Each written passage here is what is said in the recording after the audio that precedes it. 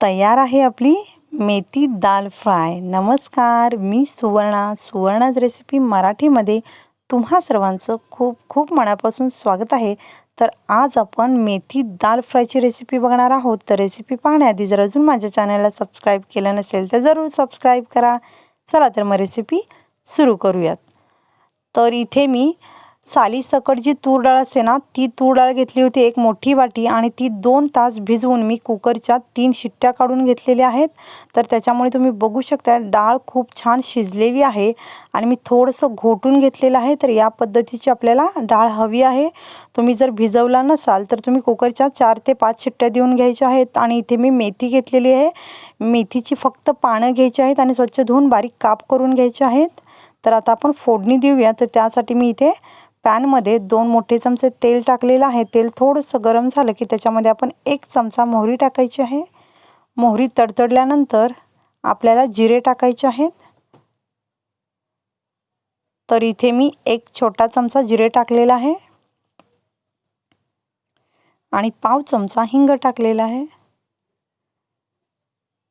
इथे मी लसूण टाकते। तर लसणाच्या 8 ते 10 पाकळ्या बारीक चिरून किंवा ठेचून टाकायच्या आहेत। आणि याच्यामध्येच आपल्याला बारीक चिरलेला कांदा टाकायचा आहे। 1 कांदा घेतलेला आहे मी। तर हा कांदा थोडासा आपल्याला ब्राऊन करायचा आहे। तर हा कांदा थोडासा ब्राऊन झालेला आहे। आता याच्यामध्ये 1 टोमॅटो बारीक चिरून टाकायचा आहे आणि हे सुद्धा मिक्स करून घेऊया। तर कांदा आणि टोमॅटो पटकन शिजण्यासाठी आपण याच्यामध्ये चवीनुसार मीठ टाकूयात। तर हे छान परतून घेऊया आपण।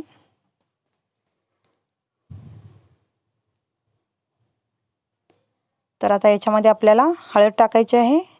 1 चमचाभर मी हळद टाकते, मिक्स करून घेते। आणि आता ह्याच्यामध्ये आपण मेथीची भाजी फक्त पानं घ्यायची आहेत। स्वच्छ धुवून निवडून कापून घेतलेली आहेत मी। आणि ही भाजी आता मिक्स करून घेऊया आपण।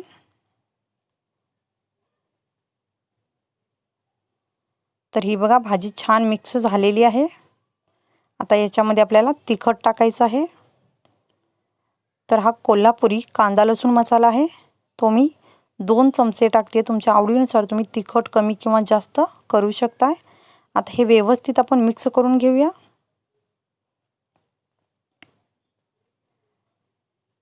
तर हे बघा 1 मिनिटभर मी परतून घेतले, छान मिक्स झालेलं आहे। आणि आता याच्यामध्ये आपण जी डाळ शिजवून घेतलेली आहे ती टाकलेली आहे मी। हे छान मिक्स करून घेऊया, ढवळून घेऊया। याच्यामध्ये आपल्याला आता 1 छोटा चमचा गरम मसाला आणि अर्धा चमचा धनेपूड टाकायची आहे आणि मिक्स करून घ्यायचं आहे।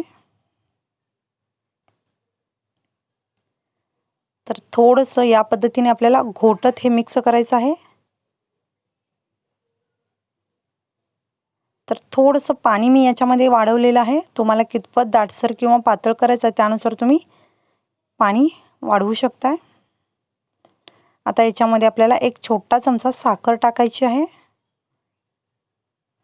आणि हे आता आपण छान मिक्स करून घेतलेलं आहे। तर तुम्ही बघू शकता या पद्धतीचे मी मिश्रण ठेवलेलं आहे। तर तुम्हाला याच्यापेक्षा जर दाटसर हवं असेल तर तुम्ही पाणी कमी टाकू शकता। तर हे आपलं मिश्रण छान आपण मिक्स केलेलं आहे। तर एक आता बारीक उकळी यायला चालू झालेली आहे। तर आता याच्यावर आपण झाकण ठेवून आपल्याला 5 मिनिटे चांगलं शिजवून घ्यायचं आहे हे मिश्रण। तर आपलं हे दाल फ्राय खूप मस्त हे तयार होत आहे। तर 5 मिनिट आपण हे चांगलं शिजवून घेऊया याला।